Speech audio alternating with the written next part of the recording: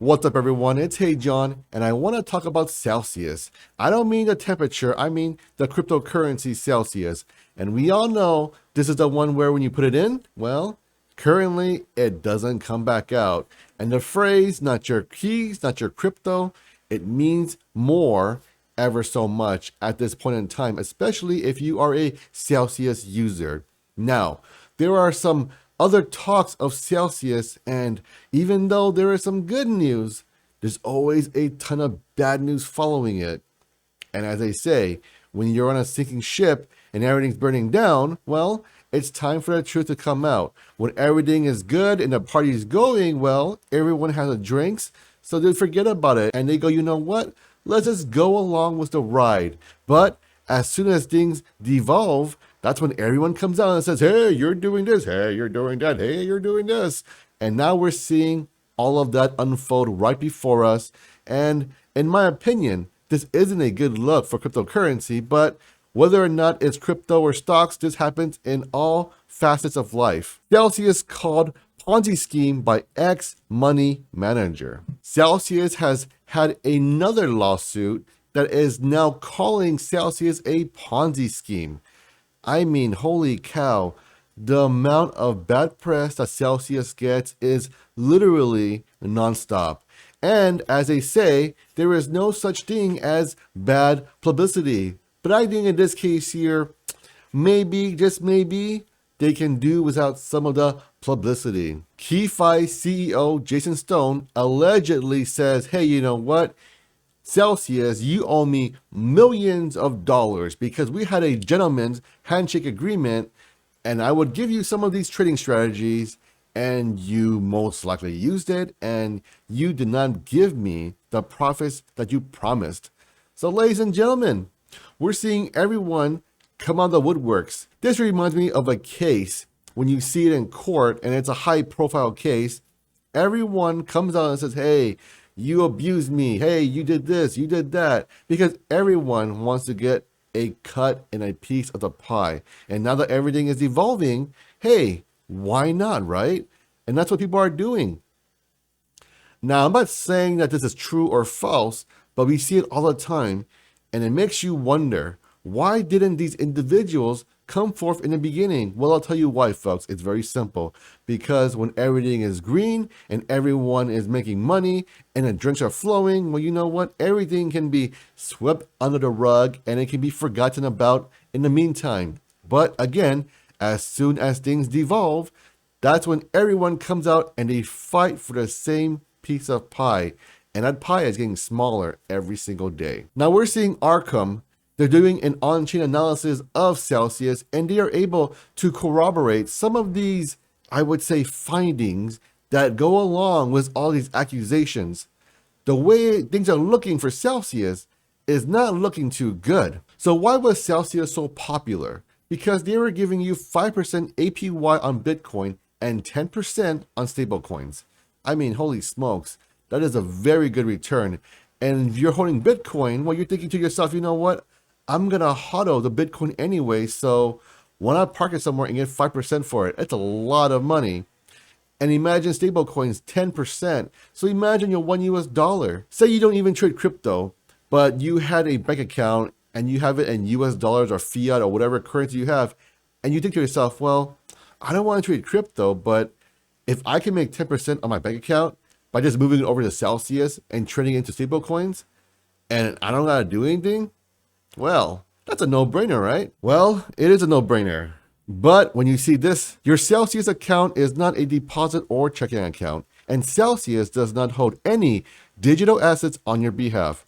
All eligible digital asset balance on your account represent digital assets are either loaned from you to Celsius or held by it as collateral, and therefore owned, held, and are controlled by Celsius under the applicable service as further detailed herein, and Celsius' obligation to deliver such digital assets back to you upon the termination of the applicable service. Well, that pretty much gives them, by them I mean Celsius, pretty much a, well, not your keys, not your crypto. Because again, when you deposit your crypto into Celsius, they convert it into something else, a synthetic, and then they do some investments to gain some yield to pay you back your, well, as you know it, your APY. Because, ladies and gentlemen, if you know anything in life, there is no such thing as a free lunch. And if someone offers you a free lunch, well, ladies and gentlemen, that's going to be the most expensive free lunch you've ever had in your life. Now, if you know anything about this, you will say, hey, John, you know what? I would agree with that sentiment. I really would. So based on Arkham's report, we can see that an asset manager has received about $530 million in fiat. And after they did all of their magic wizardry and all of their, well, asset manager duties, when they returned the money, it was less than half. So imagine this, folks. You give $530 million to someone to manage your money because, hey, you know what? This is an asset manager. Hey, they know what they're doing, right? They know more than me. And then when you get returned, you get back half. And then, well, it is what it is. It's the markets, right? That is such a convenient excuse.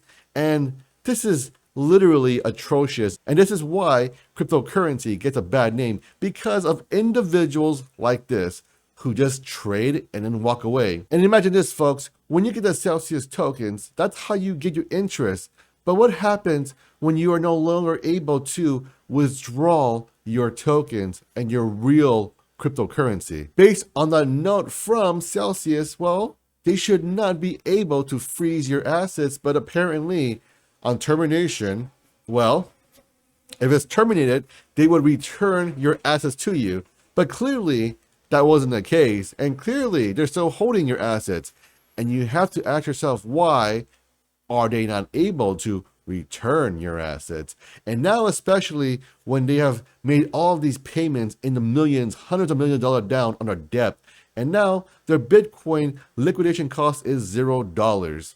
Well, ladies and gentlemen, I'll tell you why. If they do offer you a chance to remove your assets from the platform, you better believe that everyone is going to run to the door, and it'll be a tiny door, and they'll run in there, they'll log in, they'll try to remove it ASAP or sell it or whatever they want to do. And the thing here is that Celsius does not, I would say, most likely does not have enough funds to cover everything. Now, I'm not saying that everyone will withdraw, but a great majority who have been spooked, you better believe they will withdraw. For example, BitBoy Crypto, you know him, Mr. Armstrong, he wants to remove, but he can't. And now he's filing a personal lawsuit. At first, it was a group lawsuit.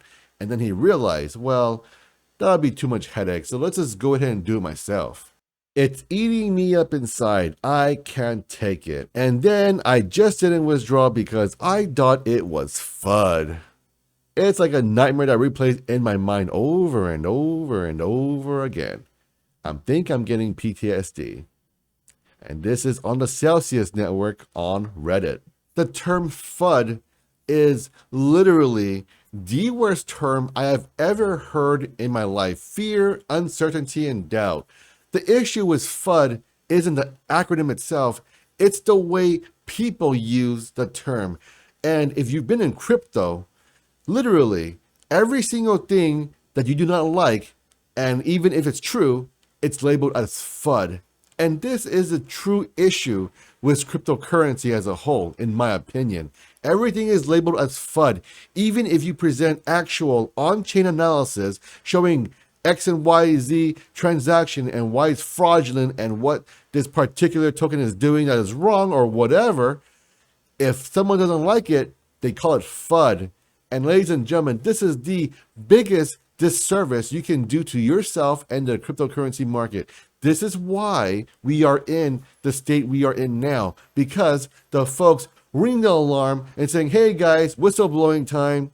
Those folks were attacked and bashed and labeled as FUD, FUDsters.